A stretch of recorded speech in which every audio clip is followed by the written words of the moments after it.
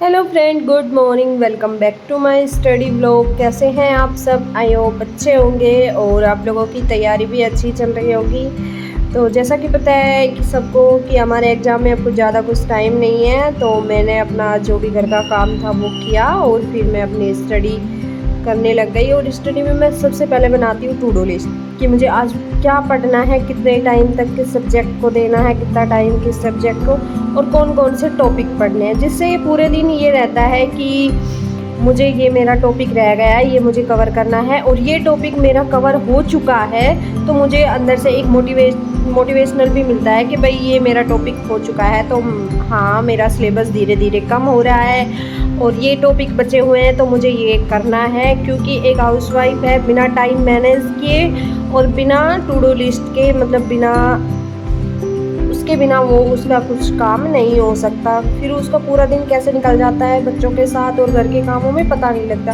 तो रोज़ के अपने प्लान और टास्क बना लेते हैं, तो उससे हमें रहता है कि हमें ये पढ़ना है, ये हमारा बचा हुआ है। तो सबसे पहले मैं वही अपने पूरे जो भी मुझे पूरे दिन में पढ़ना था, कौन सी बुक से क्या पढ़ना था, क्या मुझे करंट में पढ़ना था, क्या मुझे जीके में पढ़ना था, क्या मुझे सब्जेक्ट में पढ़ना था, तो उन्हीं की मैं लिस्ट बना रही थी। तो मैं दिन में 3 सब्जेक्ट लेके चलती हूँ। सुबह का अपना संस्कृत सब्जेक्ट लेके चलती हूँ।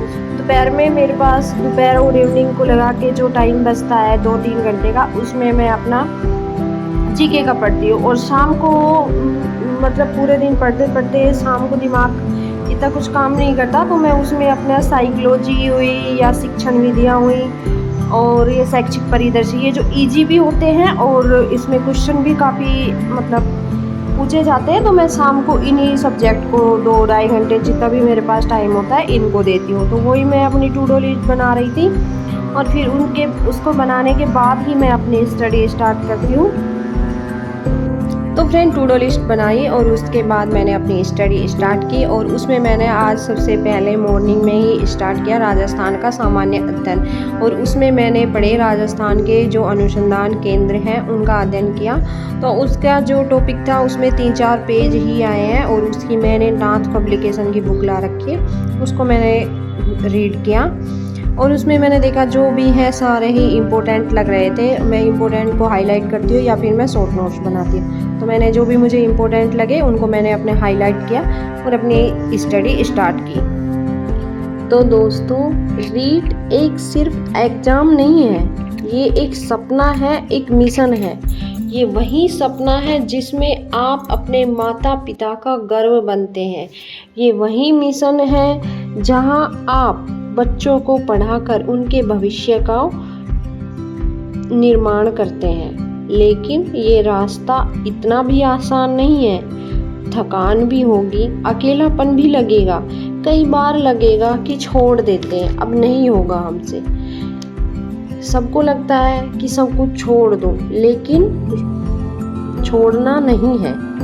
यही वो पल है जहाँ पर 90% लोग छोड़ देते हैं, मैदान छोड़ देते हैं। लेकिन 10% लोग ही हैं जो पसीना पोंछते हैं और कहते हैं मैं फिर से शुरू करूँगा, मैं हार नहीं मानूंगा। दोस्तों, पढ़ाई से भागना बहुत आसान है। रोज आप कितने भी बहाने लगा सकते हो कि ये हो गया वो, लेकिन याद रखना ये वही किताबें हैं जो एक दिन आपकी पहचान बनाएगी। सोचिए उस दिन को सोचिए जब आप क्लासरूम में खड़े होंगे, बच्चे मैम करके सलाम बोलेंगे। सोचिए उस दिन को जब माँ बाप गर्व से कहेंगे ये मेरी बेटी है जो टीचर है। तो आज से, अभी से कोई बहाना नहीं, कोई टाल मटोल नहीं। आज से ही पढ़ाई शुरू करो। रोज थोड़ा थोड़ा करके भी चलो, लेकिन चलना मत छोड़ो। तो बोलो तैयार हो एक आखिरी बार पूरी जान लगा देने के लिए? अगर हाँ, तो आज रात से नहीं, अभी से किताब खोलो, टारगेट बनाओ, टाइम टेबल बनाओ, और हाँ सबसे ज़रूरी खुद पर भरोसा रखो। क्योंकि जब आप खुद पर भरोसा रखते हैं तो कोई भी मंजिल दूर नहीं लगती।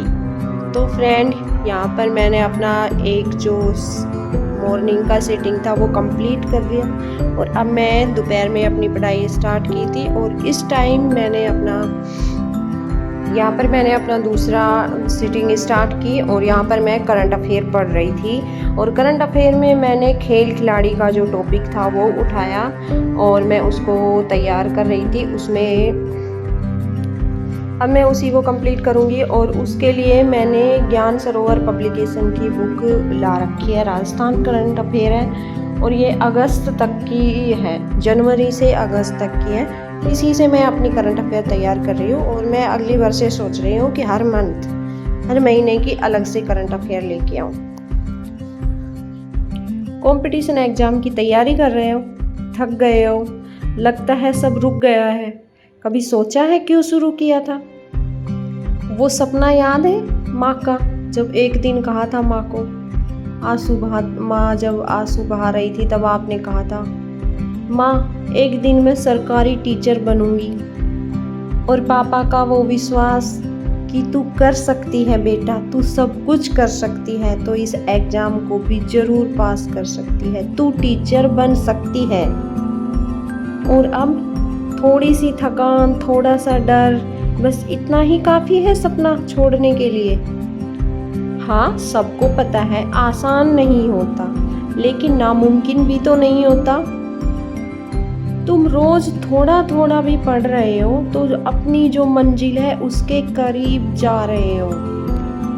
हर एक पेज जो तुमने पढ़ा है वो तुम्हें तुम्हारी मंजिल के और करीब लेके गया है। अब टाइम नहीं है हार मानने का, अब टाइम है खड़े होने का। दुनिया कुछ भी कहे, तुम अपने मिशन पर फोकस करो। और हाँ, अगर तुम दिल से तैयारी कर रहे हो तो कमेंट में लिखो मैं टीचर बनूंगा, मैं टीचर ज़रूर बनूंगा। वीडियो पसंद आया तो लाइक शेयर करें और याद रखना जो अब रुका नहीं वो ही टीचर बनेगा। Thank you.